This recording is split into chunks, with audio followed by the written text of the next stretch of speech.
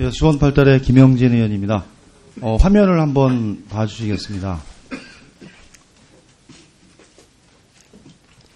예, 요게 저기 11월 14일 그 백남기 농민이 그 사망에 이르게 됐던 그 집회 관련한 그 최초의 이제 경비 비상으로 가포 비상령 발령이 됐습니다. 그래서 제가 가포 비상령을 인사청문회 때도 말씀을 좀 드렸지만, 사실은 조항이 저게 최초 그 제정된 게 언제 저게 그 조항이 만들어졌습니까? 그 정확한 연도는 제가 확인해서 다시 말씀드리도록 네, 상당히 좀 오래된 것 같아요. 제가 보기에는. 그래서 저 이랑 계엄 선포기 전, 그리고 대규모 집단 사태, 테러, 재난 등의 극도로 혼란한 상황. 그리고 3번 내용은 제가 보기에는 가포 비상령으로 안 해도 되는 사안인데 가포에 좀 들어가 있거든요. 요 문제고요. 이 가포 비상령이라고 하면 다 군에 있으셨던 분이 많지만 대간첩 작전 경계태세 진돗개 하나하고 비슷한 거고요.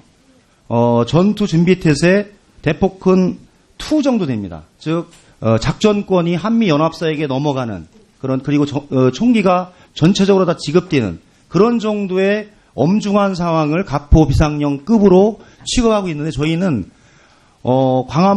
서울시청에서 5만 명이 모이면 이게 가포 비상령이에요. 저는 이게 안 맞다라고 생각을 합니다. 그래서 제도적인 개선이 필요해서 1항, 2항 중에 그 집단 사태, 저는 이런 건 좀 빼낼 필요가 있어요. 그리고 의료에서 테러 사항은 제외하고 가포로 좀 정리하고 국민들의 그 집회와 시위의 자유를 보장하는 가운데 가포 비상령을 발동하니까 상대편도 그에 대응하기 위해서 비례 원칙에도 또 준비를 하거든요. 저는 이런 부분들에 관해서는 가포, 의료, 병우에 이 구분을 좀 조정을 해서 좀 해줄 것 부탁드리는데 어떻습니까? 예, 의원님 말씀을 검토를 하겠습니다. 다만 저기 보면은 이제 3호에 국제행사 기념이 이렇게 되어 있는데요. 저희가 88 올림픽 때도 사실은 가포 비상령을 했고요. 또 이제 뭐 최근에 그렇죠.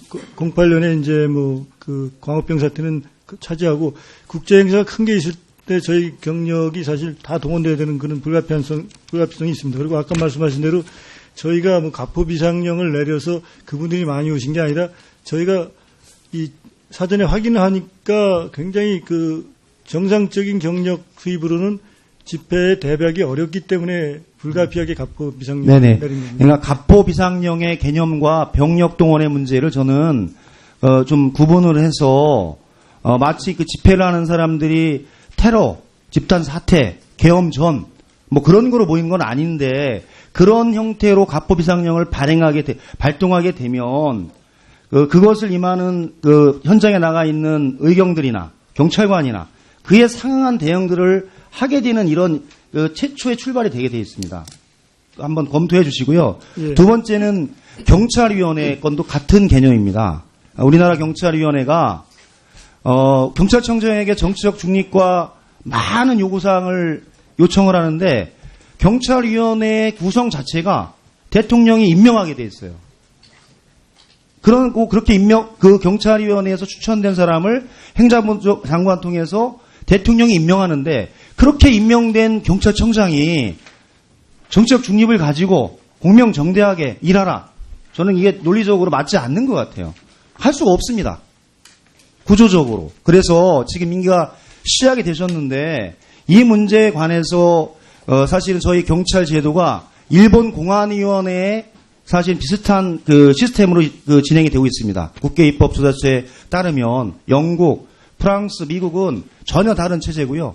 가장 비슷한 게 일본인데 일본도 국회 동의를 받아서 참의원 중의원의 동의를 받아서 경찰청장을 임명하고 가포 비상령은 국가공안위원회, 즉 우리 현재 경찰위원회의 의결을 받고 총리가 발동하게 되어 있습니다. 그래서 총리가 경찰청장을 지휘 통솔하게 되어 있어요.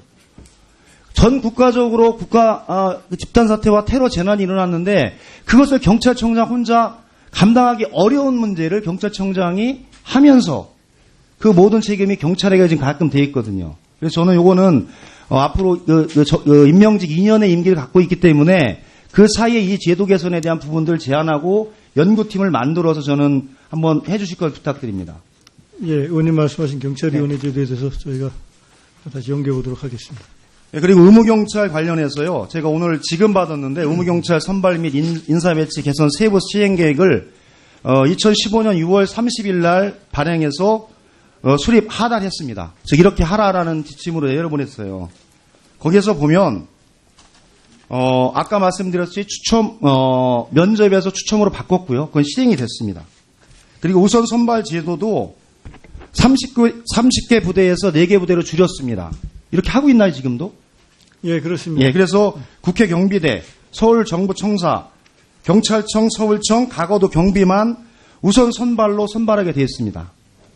그래서 그렇게 우일병이 그런 경우예요. 그러니까 2만 6천 명에 들어오기 위해서 26대 1의 경쟁률을 뚫었고 또 26대 1의 경쟁률을 뚫고 들어온 2만 6천 명 중에 4개 중대니까 한 160명 정도의 그러니까 2만 6천 분의 160 또 그 경쟁률을 뚫은 거예요. 그렇죠. 제가 보기에는 연속으로 로또에 당첨되지 않는 한 제가 보기 쉽지 않은 거라서 계속 문제 제기를 하고 있는 겁니다. 그리고 행정대원에 대한 인사 제한 강화를 보면 있는 그대로입니다. 전임 및 자녀 복무기간 4개월 이상, 전임 및 자녀 복무기간 6개월 이상으로 연장하고 운용부서에서 소속기관 경비과로 소요 인원의 2배수를 추천하고 경비과장을 위원장으로 인사위원회를 개최하여 심사 후 선발한다. 이렇게 제도 개선으로 돼 있었던 부분이에요. 그런데 엊그제 서울청에 했더니 서울청 인사부장 부속실장이 15명을 면접 봐서 그중에 3명을 추천해서 그것을 이상철 경비부장이 썼다라는 거예요. 도대체 이게 이 제도 개선 명령과 그 행위가 어떻게 설명해야 됩니까? 그 제도 개선이 언제 내려갔다고 말씀하셨죠? 그건 나중에 다시 말씀드리겠습니다. 그리고 아까 의원님 말씀하신 경찰 비상규칙은 91년도에 최초 제정돼 갖고, 예. 행정대원의 정보 제한에 따라서 규정 어겼어요. 어겼다고 했고요. 운영부서에서 소속기관 경비과로 소유인의 2배수를 추천해서 선발하고 경비과장을 위원장으로 인사위원회를 5인으로 개최해서 심사 후 선발한다라고 규정이 되어 있는데 12월 4일 서울청 이상철 수장의 답변은 부속실장이 15명의 면접을 보고 그 중에서 3명을 추천해서 이상철 경비부장이 능력이 출중하기 때문에 민정수석이라서 배척하면 안 된다 해서 실행했다라는 거예요. 경찰청장님 어떻게 했습니까? 사실관계가 그런 걸로 알고 있습니다. 사실관계가 그런 걸로 알고 있습니다. 자, 김영진님 나중에 이어서 보충 질의하십시오. 좀 너무 그 길어졌다. 부분은 제가 다시 확인해서 말씀드리도록 하겠습니다. 보충 질의하십시오. 네.